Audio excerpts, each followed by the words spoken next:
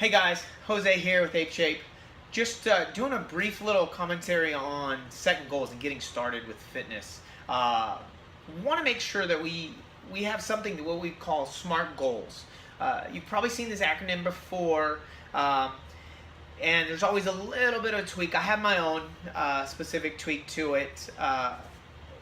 The S stands for specific. I want to make sure my goal is very specific.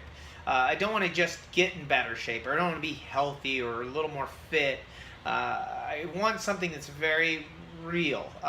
It can be real specific to my body fat composition. It can be really specific to my run times, the amount of weight I can lift, but I want something really, really pretty specific. If I keep it in general, then it's hard to do some of the other things. It's hard to make sure that it's measurable. How do you generally measure what fitness is to me might not be the same to you.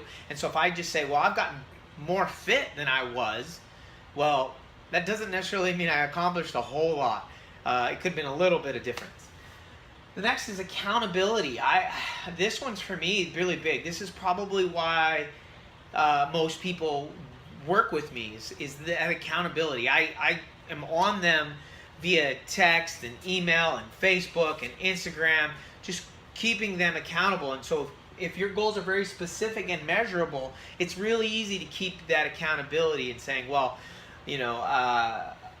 my bench press has gone up this much, or my resting heart rate is now down this much, so my fitness is obviously on the right track. But the accountability, setting up friends, posting to Facebook. I know a lot of people like to give crap to, if you didn't post it to Facebook, it didn't happen. I'm good with that. You really need people to know you're working on something, so when they see you potentially working against yourself, that they're gonna help. They might say something. Keep you a little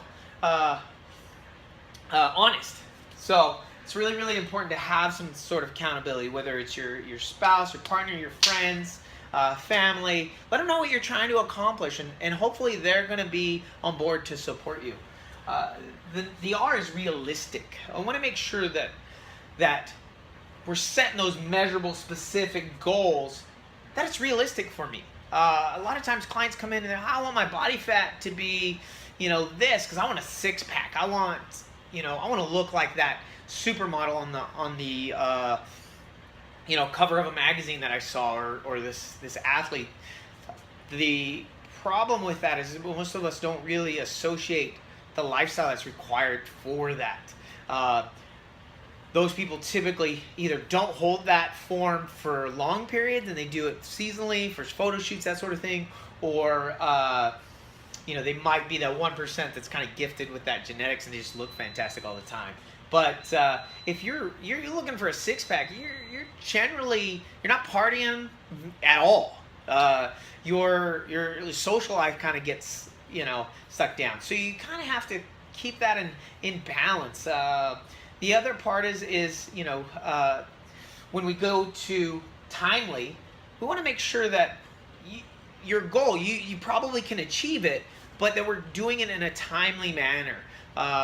You're not going to jump 100 pounds in your bench press or cut tons of time off your marathon time instantly, with just a couple sessions. If you're pretty out of shape, you might see some big changes quicker, but that's kind of where you want a professional like myself to help you, know what's realistic. I like to tell my clients when they first come in, all right, this is probably a good goal for you.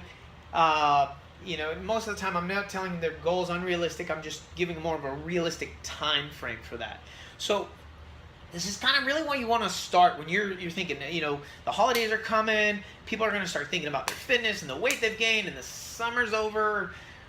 Start with setting some SMART goals. I would even, maybe use this acronym and then put what they are right next to it. Post it up. Put it by your window, where you're going to see it at work, or put it on the mirror when you're getting out of the shower. Just somewhere you really see it and it's on it. Maybe put it in your, take a picture and put it on your screen so that you see it regularly and you know what those goals are, and then that you're purposely working for it. Diligent practice.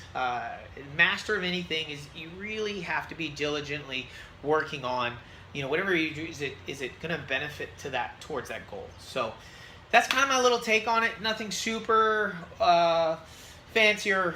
Everyone has their own little spin, but this is kind of mine, and this is something I always like to think about because I'm constantly resetting my goals, and new things come up in my life, and I kind of need to bring it back home to the space. So again, thanks for watching, and hopefully if you have any questions, comments, leave them in the comment box or email me, shoot me a text.